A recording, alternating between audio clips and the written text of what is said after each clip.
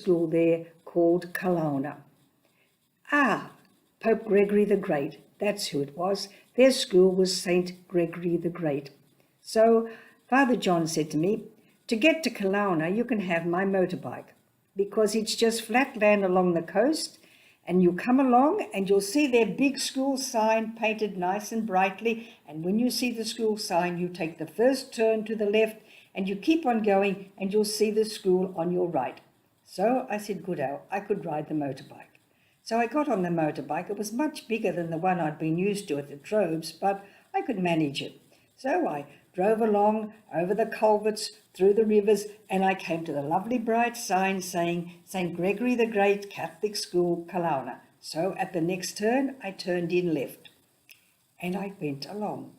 I went along, and I began to climb a hill. I went up, and I went up, and I went up. And I was thinking to myself, I'm glad I'm on the motorbike and I don't have to walk up this hill. But then the hill became very steep, and I thought, it's a strange place to have a school right up this hill.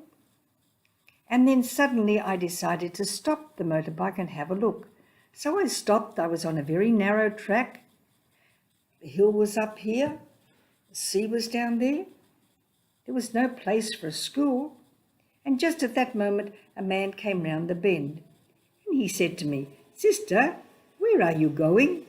And I said, I've come to visit the school. Can you tell me where the school is? He said, Sister, the school is down there. And he pointed down where I'd come from, right down the bottom of the mountain. There was a school tucked into the corner. Just as I'd come round the corner from the left, into the corner to the right was the school tucked in behind some trees and little hills and bushes. So very carefully, the fellow helped me to turn the motorbike around. I hopped on and started to go down. That's when I discovered my problem. My problem was the motorbike had no brakes. I went down that hill faster than I had ever travelled in my life. I hung onto that motorbike, just keeping it on that narrow track. When I got to the school, I turned left and the motorbike went round and round and round. I couldn't put my foot on to stop it, no brakes. It just went round, and as it went round and round, it began to go slower and slower.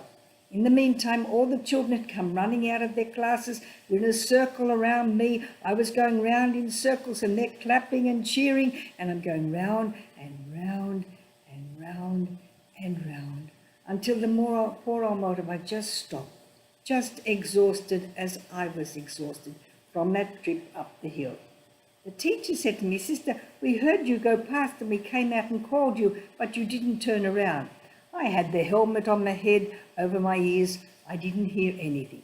Anyhow, when I went into the class, I had a good thing to talk about with the children. We talked about that motorbike, we talked about going too fast, and we talked about no brakes. Then I had to get on the bike and go home. I wasn't too worried about going home because along the coastal road from Kelowna back to Bola Bola, it was very flat and the motorbike couldn't get out of control.